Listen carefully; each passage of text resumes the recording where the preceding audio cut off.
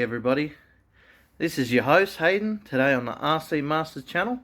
I hope you enjoy this video today. Don't forget to leave a like and subscribe to the channel, and go check out our Facebook page, or as I'll leave a link in the description. It's just spelt exactly the same. We do a lot of content on here with aircraft. At the moment is the main thing. Got a few RC cars. Currently looking at getting boats, but that's going to take a little bit. Go check it out. What we basically cover is just a quick rundown.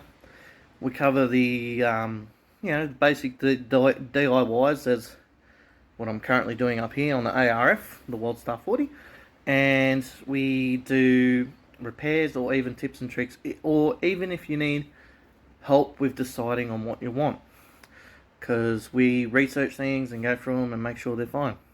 As hence a few of the aircraft around here, I've been testing them, reviewing them. You'll have a few reviews videos this week, and yeah, hope you like it. Cheers guys.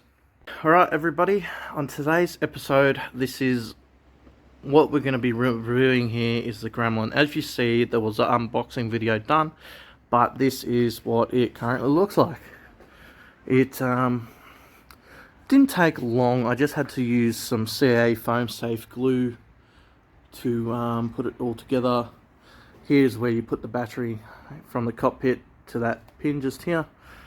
The motor itself, very powerful. We've done a pull test on it to check the thrust, and it's quite a big one. So when it gets flying, it's probably going to be really quick, which it's going to be getting used to. But this will get up the air probably in a few weeks when the wind dies down here, because the time of year around here is particularly windy, if you can't hear the wind in the background outside.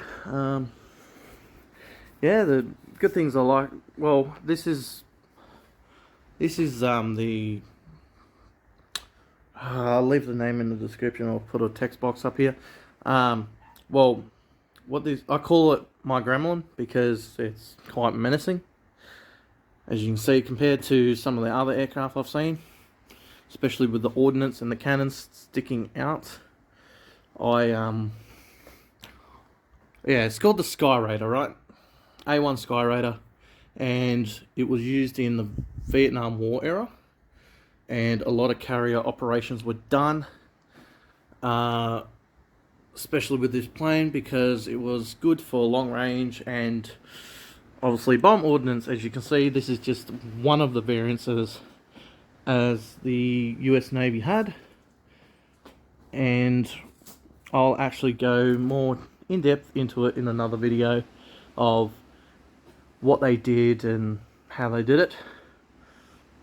It's a single pilot, 4-blade, as you can see, and the undercarriage, obviously you can see it's quite neat. And the design of this, especially from Hobby King, I'll leave the link in the description. Very good detail.